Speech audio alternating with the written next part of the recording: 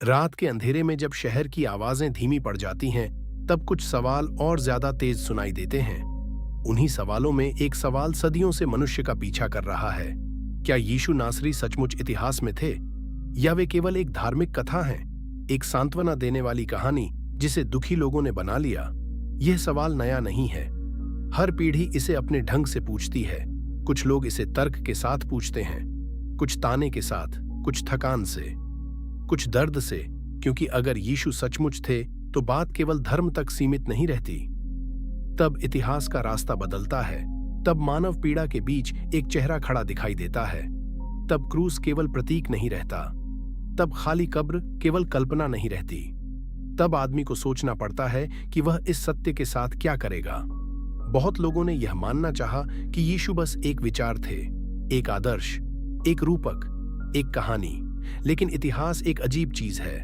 वह हमारी इच्छा से नहीं मुड़ता। वह हमारे विचारों के हिसाब से खुद को नया नहीं बनाता। मिट्टी के नीचे दबे पत्थर, टूटे हुए भवन, प्राचीन शिलालेख, पुरानी कब्रें, राजकीय नाम, शहरों की बनावट, जलाशयों की रचना, ये सब किसी बहस के लिए पक्ष नहीं लेते। वे बस गवाही देते हैं। शांत, ठंडे, लेकिन भारी। यहीं से हमारी यात्रा शुरू होती है। विश्वास से नहीं भागते हुए और संदेह से डरते हुए भी नहीं। हम उस भूमि पर चलेंगे जहां रोमी जूते पड़े थे। हम उन गलियों के पास रुकेंगे जहां भीड़ ने आवाजें उठाई होंगी। हम उन पत्थरों को देखेंगे जिन पर शासन के नाम लिखे थे। हम उन जगहों को छुएंगे जिनका वर्णन सुसमाचारों ने तब किया जब किसी आधुनिक खुदाई ने अभी कुछ सिद्ध नहीं किया था। और धीरे धीरे एक प्रश्न और गहरा होगा। अगर ये सब लोग सच थे, ये सब स्थान सच थे, ये सत्ता संरचनाएं सच थीं, तो क्या उस कहानी का केंद्र भी सच नहीं होगा? समस्या यह नहीं है कि यीशु के बारे में कोई सामग्री नहीं है। असली समस्या यह है कि सामग्री को देखकर भी मनुष्य अक्सर दूरी बनाए रखना चाहता है, क्योंकि एक ऐतिहासिक यीशु एक काल्पनिक यीशु से कहीं अधिक असुविधाजनक है। एक काल्पनिक यीशु से हम जैसा चाहें वैसा व्यवहार कर सकते हैं। हम उन्हें अपनी पसंद के अनुसार बदल सकते हैं।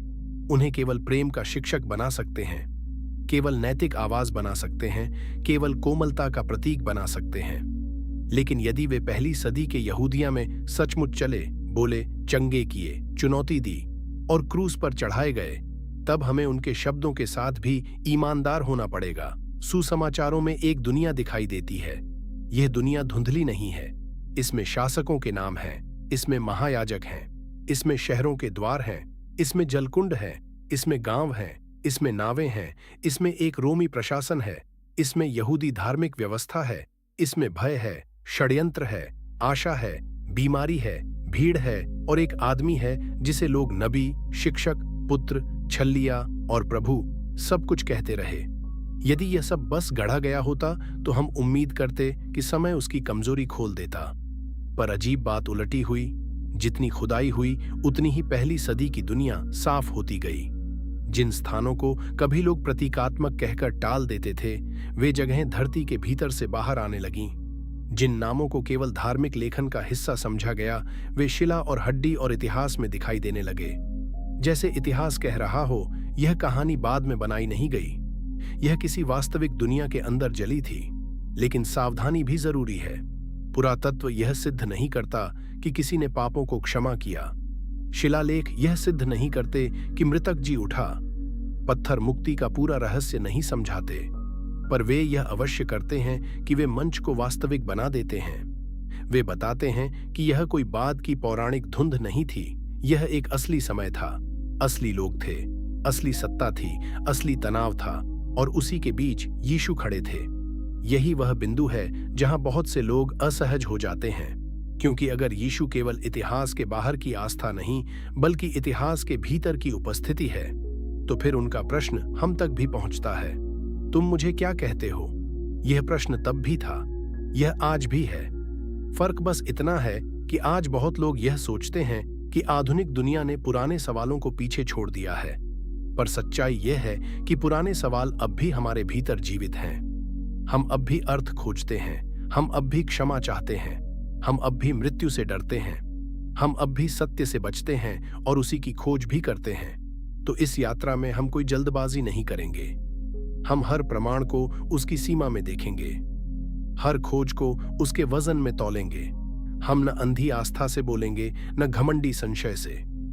हम देखेंगे कि जब पीलातुस का नाम पत्थर पर मिलता है, जब कायफा का घराना हड्डियों में गवाही देता है, जब यरूशलेम के कुंड सुसमाचार की पंक्तियों के साथ मेल खाते हैं, जब गलील की नावें उसी समय की मिट्टी से उठती हैं, तब मामला केवल धर्मशास्त्र का नहीं रह जाता।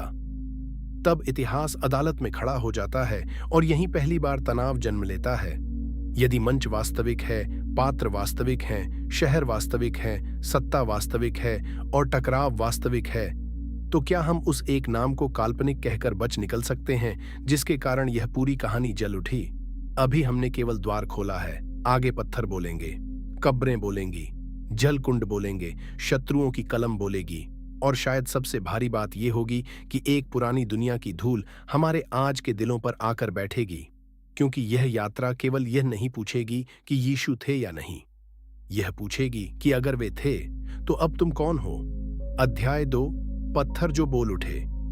पीलातुस, कायफा और सत्ता की परछाइयां हर मुकदमे का एक कमरा होता है। हर फैसले के पीछे कुछ चेहरे होते हैं, और यीशु की कहानी में भी दो ऐसे नाम हैं जो बार बार सामने आते हैं, पोंतियुस पीलातुस और कायफा। लंबे समय तक कुछ लोगों के लिए ये नाम केवल धर्म ग्रंथ के पात्र जैसे थे, लेकिन इतिहास ने चुपचाप उनका पीछा नहीं छोड़ा।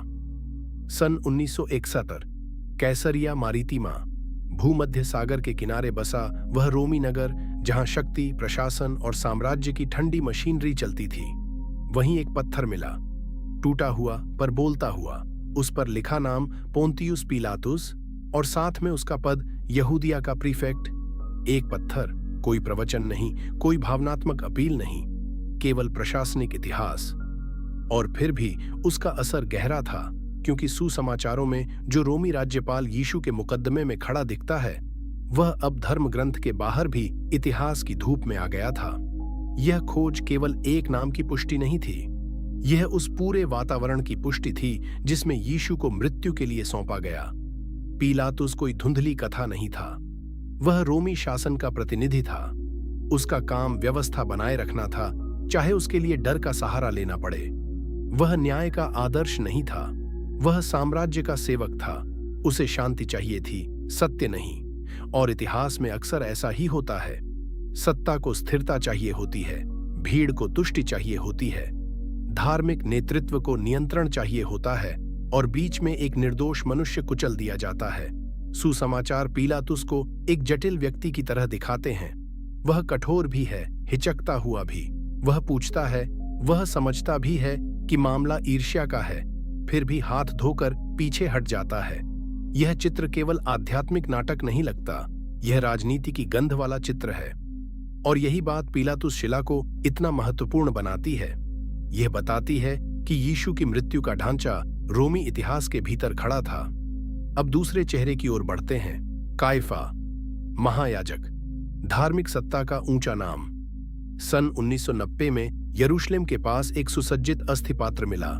उस पर नाम जुड़ा था यूसुफ, कायफा का पुत्र। सामान्य पाठक के लिए यह केवल पुरानी हड्डियों का पात्र लग सकता है, लेकिन पहली सदी के यहूदिया को समझने वालों के लिए यह अत्यंत भारी खोज थी, क्योंकि कायफा वही व्यक्ति है जो सुसमाचारों में यीशु के विरोध का केंद्रीय चेहरा बनकर उभरता है। कायफा केवल एक धार्मिक व्यक्ति नहीं था, वह रोमी सत्ता और यहूदी धार्मिक व्यवस्था के बीच एक पुल था। उसका पद केवल पूजा का नहीं, राजनीति का भी था। उसे मंदिर की गरिमा भी बचानी थी और रोमी क्रोध से भी बचना था। ऐसे समय में यीशु का प्रकट होना बहुत असुविधाजनक था। वे चमत्कार करते थे, भीड़ को आकर्षित करते थे, मंदिर की व्यवस्था को चुनौती देते थे और ऐसे शब्द बोलते थे जो साधारण धार्मिक भाषा से कहीं अधिक बड़े थे। इस तरह का आदमी केवल लोकप्रिय नहीं होता, वह खतरनाक भी माना जाता है। यह समझना बहुत जरूरी है कि यीशु की मृत्यु किसी खाली मैदान में अचानक नहीं हुई। यह कई शक्तियों के टकराव का परिणाम थी। रोमी डर, धार्मिक असुरक्षा, भीड़ की उत्तेजना, व्यवस्था का दबाव और एक ऐसा व्यक्ति जो झूठ के साथ समझौता करने को तैयार नहीं था। पीलातुस और कायफा की पुष्टि इसलिए महत्वपूर्ण नहीं कि वे केवल दो नाम हैं। वे उस दुनिया की खिड़कियां हैं जहां यीशु ने अपने अंतिम दिन बिताए। और यहीं एक गहरी बात सामने आती है। यदि यीशु को जिन लोगों ने पकड़ा, परखा और मृत्यु के लिए सौंपा, वे इतिहास में सिद्ध हो रहे हैं, तो फिर उनके सामने खड़ा वह मनुष्य भी केवल कल्पना कैसे हो सकता है। कई बार लोग केंद्र को मिथक और आसपास के सब कुछ को इतिहास मान लेना चाहते हैं, पर वास्तविक जीवन में कहानियां ऐसे नहीं बनती। जब घटनाओं का ढांचा इतना ठोस हो, तब उसके केंद्र को पूरी तरह काल्पनिक कह देना कठिन होता जाता है। यह भी ध्यान देने योग्य है कि सुसमाचारों का संसार किसी सुंदर धार्मिक पोस्टर जैसा नहीं है। उसमें गंदगी है, डर है, सत्ता है, कच्ची राजनीति है। यही उसकी ऐतिहासिक विश्वसनीयता को और मजबूत करता है। मनुष्य अक्सर अपने बनाए मिथकों में अपने नायकों को चमकदार बनाता है, लेकिन यहाँ दृश्य अलग है। यहाँ नेता डरे हुए हैं, शिष्य भागते हैं, भीड़ बदलती है, न्याय व्यवस्था झुकती है और सत्य अकेला पड़ जाता है। यह पौराणिक चमक नहीं, यह टूटी हुई मानव दुनिया है। सोचिए उस रात को, यरूशलेम के ऊपर दबाव का वातावरण, पर्व का समय, शहर भरा हुआ, धार्मिक उत्साह और रोमी चिंता साथ साथ। कोई भी हलचल विद्रोह बन सकती थी। ऐसे समय में किसी लोकप्रिय शिक्षक पर आरोप लगना साधारण बात नहीं थी। यहाँ हर फैसला केवल धार्मिक नहीं, सुरक्षा और नियंत्रण का भी मुद्दा बन जाता है। यही वह दुनिया है जहाँ पीलातुस और कायफा दोनों अर्थपूर्ण हो जाते हैं। पत्थरों की यही आदत है, वे चिल्लाते नहीं, पर वे झूठ को धीरे धीरे तंग करने लगते हैं। पीलातुस शिला और कायफा से जुड़ी खोजें यही करती हैं। वे कहती हैं, ये कहानी हवा में नहीं लटकी, इसके पात्र इतिहास में सांस लेते थे, इसके निर्णय वास्तविक शक्ति केंद्रों में लिए गए थे, इसका दर्द धरती पर घटा था। और फिर भी यह केवल बाहरी प्रमाण की बात नहीं, इन नामों के पीछे मानव हृदय का भी एक चित्र छिपा है। पीलातुस वह इंसान है जो सत्य को देखता है पर कीमत नहीं चुकाना चाहता। कायफा वह इंसान है जो व्यवस्था बचाना चाहता है, भले ही उसके लिए निर्दोष को कुचलना पड़े। क्या ये केवल पुराने नाम हैं या आज भी हमारे भीतर रहते हैं? हम भी कितनी बार सुविधा के लिए सत्य छोड़ देते हैं। हम भी कितनी बार अपने छोटे छोटे सिंहासनों की रक्षा में न्याय को मार देते हैं। यही कारण है कि इतिहास अचानक बहुत व्यक्तिगत हो जाता है। हम केवल यह नहीं पूछते कि पीलातुस था या नहीं, हम यह भी पूछते हैं कि जब सत्य हमारे सामने खड़ा होता है तो क्या हम भी हाथ धोकर पीछे हट जाते हैं? हम केवल यह नहीं पूछते कि कायफा था या नहीं, हम यह भी पूछते हैं कि क्या हमारे भीतर भी ऐसा धर्म बसता है जो परमेश्वर की जगह अपनी कुर्सी बचाता है। पत्थर अब बोल चुके हैं, सत्ता की छाया साफ हो रही है, मुकदमे का कमरा अब धुंधला नहीं रहा। पर अभी शहर भी बोलना बाकी है, क्योंकि अगला प्रश्न यह है, क्या जिन स्थानों पर यीशु चले, जिन जलकुंडों के पास उन्होंने चंगा किया, जिन गलियों से वे गुजरे, क्या वे भी सुसमाचार की तरह इतिहास में मौजूद हैं? और जब शहर बोलता है तब कहानी और भी असुविधाजनक हो जाती है। अध्याय 3, यरूशलेम की गलियों में। वे स्थान जिन्हें सुसमाचार ने पहले ही जान लिया था। किसी कहानी की सच्चाई को परखने का एक तरीका यह भी है कि वह जगहों को कैसे याद रखती है। झूठी कहानियां अक्सर भावनाएं तो बनाती हैं, पर भूगोल भूल जाती हैं। वे शहरों को धुंधला रखती हैं, रास्तों को अनिश्चित, जल, दीवारें, द्वार, ढलान, दूरी, इन सब पर उनका ध्यान कम होता है। लेकिन जब कोई लेखक उन जगहों को ठीक ठीक बताता है जहां घटनाएं हुई, तब मामला बदल जाता है। तभी यरूशलेम की धरती सुसमाचारों के लिए एक महत्वपूर्ण गवाह बन जाती है। सुसमाचार यूहन्ना एक स्थान का उल्लेख करता है, बेथेस्दा का कुंड। वह कहता है कि यह भेड़ द्वार के पास था और उसके 5 बरामदे थे। लंबे समय तक कुछ विद्वानों ने इसे प्रतीकात्मक मान लिया। उन्हें लगा कि यह कोई आध्यात्मिक चित्र है, कोई साहित्यिक रचना। लेकिन खुदाई ने एक अलग कहानी सुनाई। यरूशलेम में उस क्षेत्र में एक जल रचना मिली जो इस वर्णन से मेल खाती थी। ऐसी संरचना जिसमें 5 बरामदों जैसा विन्यास समझ में आता है। अचानक एक पुराना पाठ केवल धार्मिक भाषा नहीं, प्रत्यक्ष ज्ञान का संकेत बनने लगा। सोचिए इस बात को, अगर लेखक एक वास्तविक शहर के जटिल हिस्से को ऐसे याद रख रहा है, तो वह किसी दूर बैठे कल्पनाकार की तरह नहीं लिख रहा। वह या तो जानता है या उस परंपरा से जुड़ा है जो जानती थी। यह बात छोटी नहीं है, क्योंकि पहली सदी का यरूशलेम कोई सरल गांव नहीं था। वह धार्मिक, राजनीतिक और वास्तु की दृष्टि से जटिल शहर था। वहां गलत विवरण देना आसान था, लेकिन सुसमाचार बार बार शहर को ऐसे छूते हैं मानो वे उसके भीतर से बोल रहे हों। फिर सिलोआम का कुंड, यूहन्ना के वर्णन में यह वह स्थान है जहां एक जन्मांध व्यक्ति को भेजा गया। आधुनिक खुदाई ने इस कुंड के अवशेषों को उजागर किया। उसका स्थान, उसका आकार, उसका सार्वजनिक उपयोग सब पहली सदी की उस दुनिया के साथ मेल खाते हैं जिसकी झलक सुसमाचार देते हैं। यह केवल एक पुराना जलाशय नहीं, यह शहर की धड़कन का हिस्सा था। पानी जीवन था। तीर्थ, शुद्धि, सामाजिक मेल जोल सब पानी से जुड़े थे। और यीशु का उस स्थान से संबंध केवल चमत्कार की कहानी नहीं, बल्कि शहर के वास्तविक जीवन में हस्तक्षेप था। यरूशलेम की यही विशेषता है, यह केवल पवित्र स्मृति का स्थान नहीं, यह परतों वाला शहर है।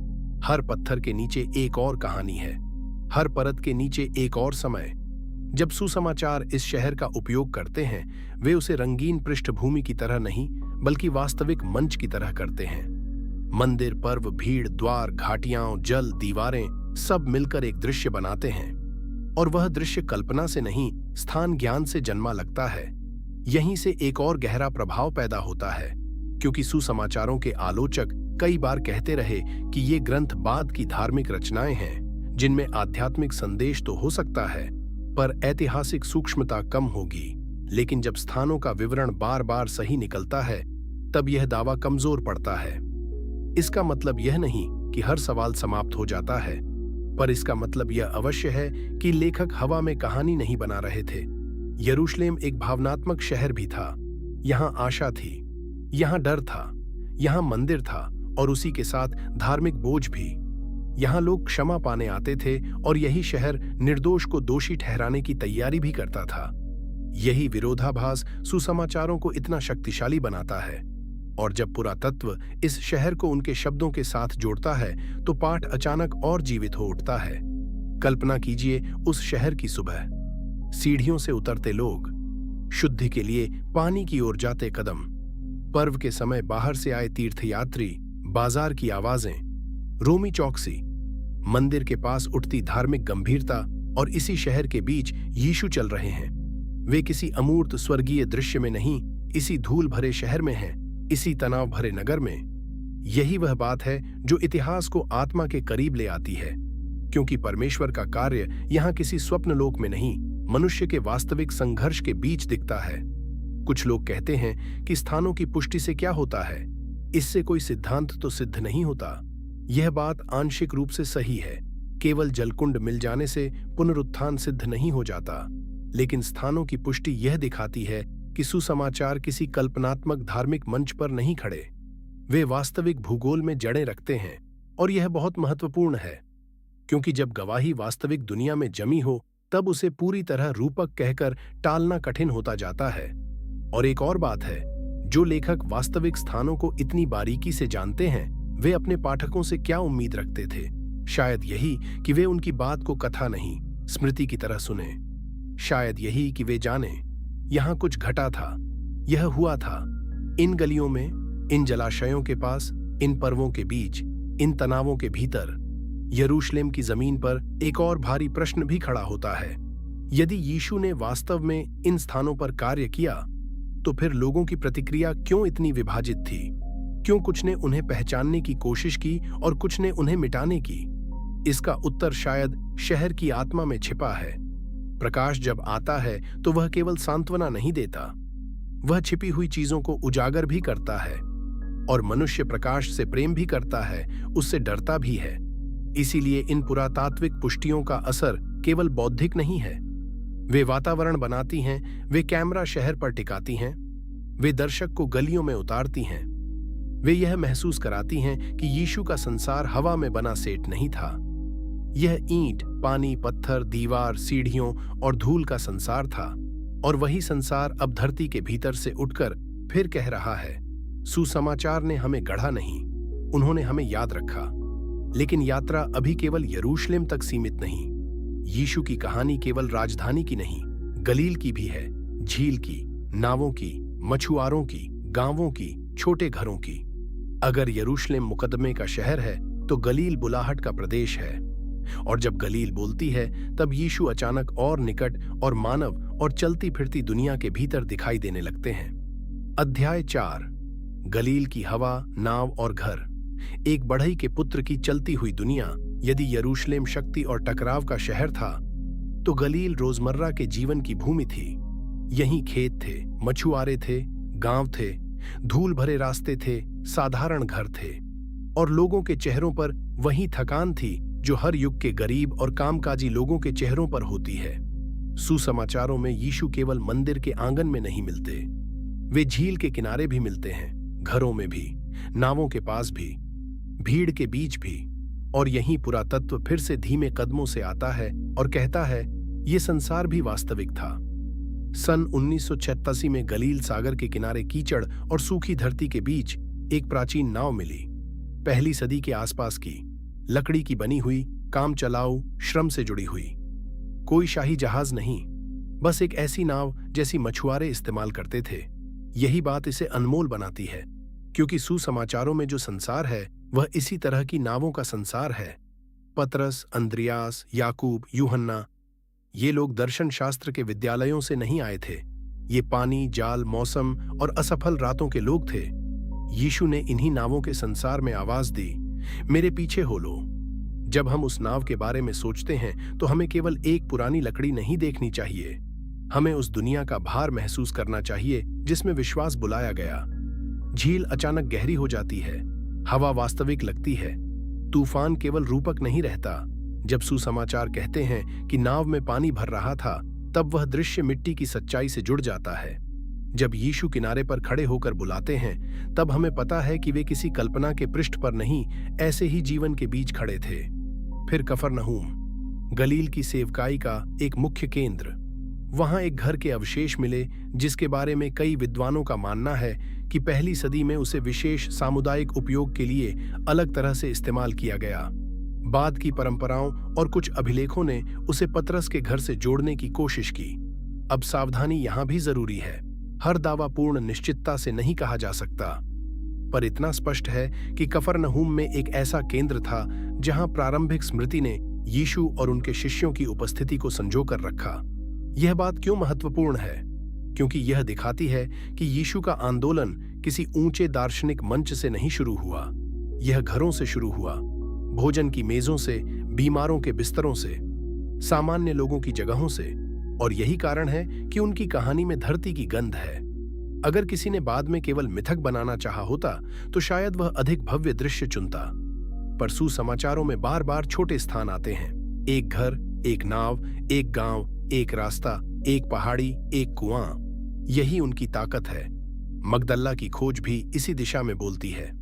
पहली सदी का एक आराधनालय, संरक्षित, ठोस, यह बताता हुआ कि उस समय यहूदी धार्मिक जीवन केवल यरूशलेम तक सीमित नहीं था। गलील में भी सभा भवन थे, शिक्षा थी, धार्मिक स्मृति थी। यदि यीशु ने गलील के नगरों और सभाघरों में शिक्षा दी, जैसा सुसमाचार कहते हैं, तो वह एक विश्वसनीय सामाजिक धार्मिक ढांचे के भीतर की बात है। मगदला का आराधनालय इस बात को दृश्य देता है। और फिर एक और भावना जन्म लेती है। यीशु की कहानी केवल असाधारण चमत्कारों की कहानी नहीं, यह साधारण स्थानों की पवित्रता की कहानी भी है। नाव, घर, गांव, सभा भवन, सड़क। जब परमेश्वर मनुष्य के बीच आता है तो वह अक्सर उन जगहों पर कदम रखता है जिन्हें दुनिया महत्वहीन मानती है। यही कारण है कि गलील इतना महत्वपूर्ण है। यहां कोई साम्राज्यिक राजधानी नहीं, यहां गरीब लोगों की दुनिया है। फिर भी यहीं से संदेश उठता है जो रोम तक पहुंचेगा। गलील की दुनिया का पुरातात्विक संदर्भ एक और गहरी बात दिखाता है। सुसमाचारों का लेखक उस सामाजिक धरातल को समझता है जिसमें यीशु ने काम किया। नावों का आकार, मछली पकड़ने की व्यवस्था, छोटे नगरों की बनावट, स्थानीय आराधनालयों का अस्तित्व, घरों की संरचना, ये सब मिलकर यह संकेत देते हैं कि कथा पहली सदी के यहूदी जीवन के साथ संगत है। यह बाहरी सजावट नहीं, यह जमीनी समझ है। सोचिए उन लोगों के बारे में जो यीशु के आसपास थे। मछुआरे जिनकी रात खाली गई, सास जो बुखार से पड़ी है, लकवाग्रस्त मित्र जिसे छत खोलकर नीचे उतारा जाता है, गांव के लोग जो खबर सुनकर दौड़े आते हैं। वे सब अमूर्त नहीं लगते, वे इसी धरती के लोग लगते हैं। और शायद यही कारण है कि यीशु की कहानी अब भी छूती है, क्योंकि वह ऊंचाई से नहीं, हमारे बीच से बोलती है। गलील में एक और रहस्य भी है। यही वह जगह है जहां लोग यीशु को सबसे पास से देखते हैं और फिर भी हर कोई उन्हें पहचान नहीं पाता। कुछ कहते हैं यह तो बढ़ई का पुत्र है, कुछ कहते हैं यह नबी है, कुछ कहते हैं दुष्टात्माओं का प्रधान इसके साथ है, और कुछ सब कुछ छोड़कर उसके पीछे चल पड़ते हैं। क्या बदला? दृश्य तो एक ही था। नावें वहीं थीं, झील वहीं थी, गांव वहीं थे, लेकिन मन अलग अलग थे। यही इतिहास की सबसे मानवीय सच्चाई है। प्रमाण सबको समान मिल सकते हैं, पर प्रतिक्रिया समान नहीं होती। पुरातत्व गलील को हमें लौटा देता है। वह उसे पवित्र कल्पना की कोमल धुंध से निकालकर श्रम, गरीबी, विश्वास और बुलाहट की धरती बना देता है। और जब गलील सचमुच की जगह बन जाती है, तब यीशु का आह्वान भी अधिक वास्तविक लगता है। वह किसी दंतकथा का स्वर नहीं, बल्कि जीवन के बीच आती हुई आवाज बन जाता है। लेकिन कोई कह सकता है, ठीक है, स्थान और जीवन परिस्थिति का संदर्भ मजबूत है, पर क्या यीशु का नाम केवल ईसाई लोगों की स्मृति में ही बचा? क्या उनके विरोधी या उनसे बाहर के इतिहासकार उनका कोई उल्लेख करते हैं? यह प्रश्न बहुत महत्वपूर्ण है, क्योंकि जब किसी व्यक्ति की गूंज उसके अनुयायियों के बाहर भी सुनाई देती है, तब मामला और गहरा हो जाता है। अब हमें उन कलमों की ओर जाना होगा जो प्रार्थना से नहीं, इतिहास से लिख रही थीं। अध्याय 5, दुश्मनों की कलम से। जब गैर ईसाई इतिहास भी यीशु का नाम लिखता है, कभी कभी किसी व्यक्ति के बारे में सबसे प्रभावशाली गवाही उसके मित्र नहीं, उसके विरोधी देते हैं। मित्र प्रेम से अतिशयोक्ति कर सकते हैं, अनुयायी श्रद्धा में भाषा ऊंची कर सकते हैं, लेकिन जब कोई बाहरी इतिहासकार, जिसे आपके विश्वास से कोई लाभ नहीं, फिर भी आपका नाम दर्ज करता है, तब वह गवाही अलग वजन रखती है। यीशु के मामले में यही हुआ। यहूदी इतिहासकार फ्लावियस जोसेफस पहली सदी के बाद के महत्वपूर्ण नामों में से है। उसने यहूदियों के इतिहास, संघर्ष और रोमी संसार के बीच उनके अस्तित्व के बारे में लिखा। उसके लेखन में 2 बिंदु विशेष रूप से महत्वपूर्ण हैं। एक जगह वह याकूब का उल्लेख करता है, जिसे वह यीशु कहलाने वाले मसीह का भाई कहकर पहचानता है। यह वाक्य छोटा है पर बहुत भारी है, क्योंकि इसमें जोसेफस यीशु को अपने पाठकों के लिए पहचान का बिंदु मान रहा है।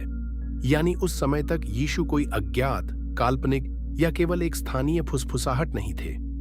जोसेफस में एक दूसरा उल्लेख भी है, जिसे इतिहास में बहुत चर्चा मिली है। उसमें कुछ पंक्तियां ऐसी हैं जिन्हें बाद की ईसाई छेड़छाड़ से प्रभावित माना गया है, लेकिन व्यापक विद्वत सहमति यह मानती है कि उसके भीतर एक मूल केंद्र अवश्य था, जिसमें यीशु का ऐतिहासिक उल्लेख था। एक बुद्धिमान व्यक्ति, अद्भुत कार्यों से जुड़ा और पीलातुस के अधीन दंडित। यहां हमें ईमानदार रहना चाहिए। हर पंक्ति को बिना सोच समझे स्वीकार करना बुद्धिमानी नहीं, पर मूल तथ्य का वजन बना रहता है। जोसेफस यीशु की ऐतिहासिक उपस्थिति को पूरी तरह अनदेखा नहीं करता। फिर आता है टैसिटस, एक रोमी इतिहासकार, कठोर, तटस्थ नहीं बल्कि कई बार ईसाइयों के प्रति स्पष्ट नकारात्मकता रखने वाला। उसने नीरो और रोम की आग के संदर्भ में ईसाइयों का उल्लेख किया और कहा कि उनके नाम का स्रोत क्रिस्टस था, जिसे तिबिरियुस के समय पोंतियुस पिलातुस द्वारा दंडित किया गया।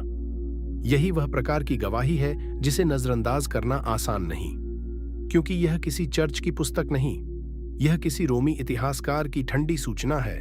उसमें श्रद्धा नहीं, तथ्यात्मक संदर्भ है। और फिर भी वह वही मुख्य ढांचा देता है जो सुसमाचार बताते हैं। यीशु, पिलातुस, तिबिरियुस के समय और मृत्युदंड। इन बाहरी स्रोतों का महत्व क्या है? सबसे पहले वे यह दिखाते हैं कि यीशु केवल ईसाई कल्पना की दुनिया में बंद नाम नहीं थे। उनका प्रभाव इतना था कि उनके अनुयायियों का उल्लेख और उनके मूल नेता का संदर्भ गैर ईसाई लेखन में आया। दूसरा, वे उस मुख्य ऐतिहासिक रेखा की पुष्टि करते हैं कि यीशु पहली सदी के यहूदिया में थे और रोमी शासन के अंतर्गत उन्हें दंडित किया गया। तीसरा, वे यह दर्शाते हैं कि प्रारंभिक ईसाई आंदोलन इतना जल्दी इतना स्पष्ट हो गया था कि उसके स्रोत की पहचान आवश्यक थी। और यही जगह है जहां संदेह का एक और स्तर टूटता है। कोई कह सकता है कि सुसमाचार पक्षपाती हैं। ठीक है, वे निश्चित ही विश्वास से भरे ग्रंथ हैं, पर जब उनके बाहर के स्रोत भी मुख्य व्यक्ति और मुख्य घटना की रेखा को स्वीकारते हैं, तो यीशु केवल मिथक थे कहना कमजोर पड़ने लगता है। लेकिन इसमें भावनात्मक वजन भी है। सोचिए, एक रोमी इतिहासकार ईसाइयों को पसंद नहीं करता, फिर भी उसे यह कहना पड़ता है कि उनका स्रोत एक वास्तविक व्यक्ति था जिसे पिलातुस ने दंडित किया। यह कैसी विडंबना है। विरोधी भाषा भी अंततः उस व्यक्ति को मिटा नहीं सकी। जैसे इतिहास खुद कह रहा हो, तुम्हें यह आंदोलन पसंद हो या नहीं, तुम्हें उसके संस्थापक की वास्तविकता के साथ सामना करना पड़ेगा। यहाँ एक और तथ्य ध्यान देने योग्य है। प्राचीन इतिहास में हर व्यक्ति के लिए आधुनिक शैली के प्रमाण नहीं होते। यह अपेक्षा ही गलत है कि पहली सदी के एक यहूदी शिक्षक के लिए हमारे पास आज के नेताओं जैसी दस्तावेजी भरमार होगी। लेकिन अपने समय, स्थान, सामाजिक स्तर और अंत के प्रकार को देखते हुए यीशु के लिए उपलब्ध गवाही अत्यंत उल्लेखनीय है। हम उनके अपने अनुयायियों की गवाही देखते हैं, उनके विरोधी या बाहरी लेखकों की गूंज देखते हैं और उस व्यापक ऐतिहासिक मंच को देखते हैं जिसमें वे फिट बैठते हैं। यह सब मिलकर उन्हें प्राचीन संसार के अत्यंत प्रबल ऐतिहासिक व्यक्तियों में खड़ा करता है। फिर भी एक सीमा बनी रहती है। बाहरी इतिहासकार यह सिद्ध नहीं करते कि यीशु ने पाप क्षमा किए या पानी पर चले या मृतकों में से जी उठे। वे केवल यह कहते हैं कि ऐसा व्यक्ति था, उसका आंदोलन था, उसे दंडित किया गया और उसके अनुयायी उसके नाम पर जीवित रहे। लेकिन यही तो बात को आगे बढ़ाती है। अगर वह था, अगर उसे दंडित किया गया, अगर उसके अनुयायी मिटे नहीं बल्कि और साहसी हुए, तो फिर अगला प्रश्न खुद उठ खड़ा होता है, आखिर उनके साथ क्या हुआ था? यही इतिहास का सुंदर और असुविधाजनक पक्ष है। वह हमें अंतिम निष्कर्ष जबरन नहीं देता, पर वह हमें इतने संकेत दे देता है कि हम भाग न सकें। वह दरवाजा खोल देता है, भीतर जाने को मजबूर नहीं करता। वह कहता है, अब तुम ईमानदार रहो, अब तुम यह मत कहो कि कुछ था ही नहीं। और शायद सबसे मार्मिक बात यह है कि यीशु के विरोधी या बाहरी स्रोत भी अंत में हमें उसी जगह ले जाते हैं जहां सुसमाचार हमें लाते हैं। एक वास्तविक मनुष्य, वास्तविक समय, वास्तविक शासन, वास्तविक मृत्यु। अब प्रश्न केवल यह नहीं कि यीशु थे या नहीं। अब प्रश्न यह बनता जा रहा है कि उस मृत्यु का अर्थ क्या था? क्यों उनकी गिरफ्तारी और क्रूस की कहानी इतनी गहरी बनी रही? क्या इसलिए कि वह केवल दुखांत थी, या इसलिए कि उस रात और उस सुबह में कुछ ऐसा था जिसने संसार को बदल दिया? अब हमें उसी अंधेरी रात की ओर जाना होगा, जैतून के वृक्षों के बीच। प्रार्थना, पसीना, भय, चुंबन, सैनिक, रस्सियां और अंततः क्रूस की दिशा में चलते कदम। क्योंकि इतिहास अब केवल नाम नहीं देगा, वह हमें रात का दृश्य भी देगा। अध्याय 6। क्रूस की ओर बढ़ती रात। गतसमनी, गिरफ्तारी और मृत्यु का इतिहास। कुछ रातें इतिहास में हमेशा जीवित रहती हैं। वे केवल घटनाएं नहीं होती, वे आत्मा पर छप जाती हैं। यीशु की अंतिम रात ऐसी ही रात थी। एक भोजन के बाद की चुप्पी, मित्रों के साथ शब्द, आने वाले विश्वासघात की छाया और फिर शहर से बाहर जैतून पर्वत की ओर बढ़ते कदम। यह दृश्य इतना बार कहा गया है कि कभी-कभी लोग उसके दर्द को सुनना बंद कर देते हैं। लेकिन जब हम उसे पहली सदी की वास्तविक भूमि पर वापस रखते हैं, तब वह फिर से कांपने लगता है। गतसमनी, जैतून का बाग, यरूशलेम के बाहर की ढलानें। यह कोई काल्पनिक आध्यात्मिक दृश्य नहीं, यह शहर के भूगोल से जुड़ा स्थान है। जैतून पर्वत का क्षेत्र, प्राचीन कृषि का उपयोग, आसपास के दफन स्थल और परंपरा की स्थिरता, ये सब मिलकर इस बात को बल देते हैं कि सुसमाचार जिस तरह उस रात का वर्णन करते हैं वह पूरी तरह हवा में नहीं है। यहाँ रोशनी और अंधकार, शहर और बाग, प्रार्थना और हिंसा आमने सामने आते हैं। सुसमाचारों में यीशु उस रात व्याकुल हैं। यही बात इस कहानी को और सच्चा बनाती है। यदि कोई केवल वीर गाथा लिखता तो शायद नायक को कांपते हुए न दिखाता, लेकिन यहाँ यीशु प्रार्थना करते हैं। वे दुख से भरे हैं, वे अकेले हो जाते हैं, उनके अपने सो जाते हैं। यह दृश्य महान भी है और अत्यंत मानवीय भी। यही उसका वजन है। यह कोई चमकीला मिथक नहीं, यह उस मनुष्य की रात है जो जानता है कि दर्द आ रहा है, अपमान आ रहा है, रक्त आ रहा है और फिर भी पीछे नहीं हटता। फिर कदमों की आवाज आती है, मशालें, सैनिक, मंदिर के सेवक, एक चुंबन। कितना विचित्र है कि इतिहास के सबसे अंधेरे विश्वासघातों में से एक का संकेत इतना साधारण था, एक चुंबन। उसी क्षण से गति तेज हो जाती है। गिरफ्तारी, ले जाए जाना, पूछताछ, धार्मिक और राजनीतिक प्रक्रिया का एक काला मिलन। कायफा की छाया फिर लौटती है, पिलातुस की अदालत पास आती है और हम समझने लगते हैं कि यह केवल धार्मिक विवाद नहीं, व्यवस्था की कार्रवाई है। पुरातात्विक रूप से जब हम यरूशलेम के बाहर और भीतर की उस दुनिया को देखते हैं, तब हम यह जान पाते हैं कि सुसमाचार किसी अमूर्त पीड़ा की कहानी नहीं सुना रहे। वे उन स्थानों की बात कर रहे हैं जहां रात में आवाजाही हो सकती थी, जहां बाग थे, जहां दफन गुफाएं थीं, जहां शहर की सीमा और बाहरी क्षेत्र के बीच तनावपूर्ण रास्ते थे। यही बात क्रूस की कहानी को और जमीनी बनाती है। फिर मुकदमा, या यूं कहें मुकदमों की श्रृंखला, धार्मिक आरोप, राजनीतिक भाषा, राजा का प्रश्न, भीड़ की भूमिका, रोमी दंड। क्रूस केवल यहूदिया की नहीं, रोम की भाषा थी। यह संदेश था, यह राज्य की शक्ति का सार्वजनिक प्रदर्शन था। इसमें दया नहीं, नियंत्रण बोला करता था। किसी को क्रूस देना केवल मारना नहीं था, यह उसे अपमानित करना, चेतावनी बनाना और मानव गरिमा को रौंदना भी था। यही कारण है कि जब हम यीशु के क्रूस के बारे में सोचते हैं तो हमें उसकी ऐतिहासिक क्रूरता याद रखनी चाहिए। यह कोई धार्मिक सजावट नहीं थी। यह रक्त, दर्द, दम घुटना, घाव और धीमी मृत्यु का उपकरण था, जो रोमी व्यवस्था विद्रोहियों, अपराधियों और खतरे माने गए लोगों के लिए रखती थी। और सुसमाचार यही कहते हैं कि यीशु इस दंड के अधीन दिए गए। यह बात टैसिटस जैसे बाहरी स्रोतों की गवाही से और गंभीर हो जाती है। कुछ लोग इस बिंदु पर रुक जाते हैं। वे कहते हैं, ठीक है, मान लिया कि यीशु थे और उन्हें क्रूस दिया गया, पर यह तो बस एक दुखद अंत है। लेकिन क्या वास्तव में बस इतना ही? अगर ऐसा होता तो इतिहास में यीशु का नाम शायद बहुतों की तरह खो जाता। पहली सदी में और भी आंदोलन हुए, और भी दावे हुए, और भी नेता मारे गए, पर अधिकतर की कहानियां वहीं टूट गईं। फिर यीशु की कहानी क्यों नहीं टूटी? क्रूस की रात में एक और गहरी परत है, वह नैतिक और आत्मिक वजन जो इस दृश्य के साथ जुड़ता है।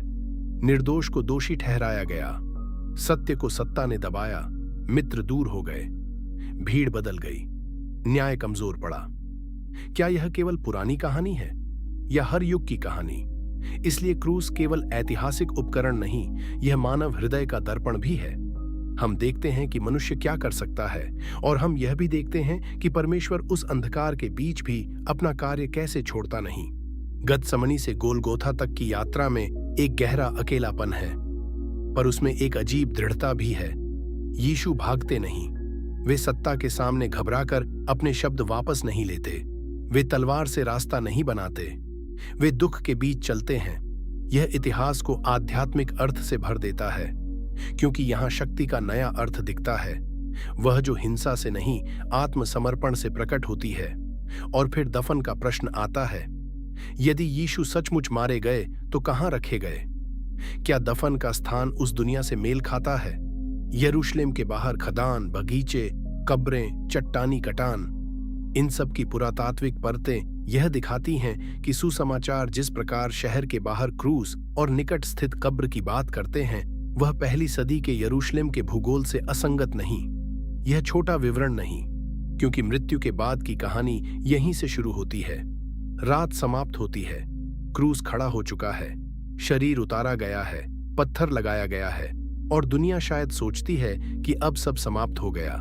सत्ता ने अपना काम कर दिया, धार्मिक व्यवस्था ने अपने संकट को शांत कर दिया, शिष्य छिप गए, आशा दफन हो गई। यही हर सामान्य कहानी का अंत होता। लेकिन यीशु की कहानी यहां सामान्य नहीं रहती। यहीं से सबसे कठिन, सबसे विवादास्पद और शायद सबसे निर्णायक प्रश्न शुरू होता है। अगर कब्र बंद हुई तो फिर वह आंदोलन कैसे जीवित रहा? अगर सब खत्म हो गया था तो फिर कुछ दिनों बाद यरूशलेम उसी नाम से क्यों भर गया? अगला अध्याय इसी प्रश्न के सामने खड़ा होगा। कब्र के बाहर खड़ा सबसे कठिन प्रश्न। अध्याय 7। कब्र के बाहर खड़ा सबसे कठिन प्रश्न। इतिहास कई बातों को संभाल सकता है। वह नामों को तौल सकता है, स्थानों की पुष्टि कर सकता है, शासकों का रिकॉर्ड रख सकता है, दंड की पद्धतियों को समझा सकता है, लेकिन एक जगह आकर इतिहास स्वयं असहज हो जाता है। वह जगह है कब्र। यीशु की कहानी में यह कोई किनारे की बात नहीं, यह केंद्र है। अगर वे मारे गए और वहीं रह गए तो उनकी कहानी दुखद हो सकती है, प्रेरक हो सकती है, पर अंततः वैसी ही हो जाती जैसी बहुत से अन्य असफल आंदोलनों की हुई। लेकिन यदि कब्र अंतिम शब्द नहीं थी, तब सब बदल जाता है।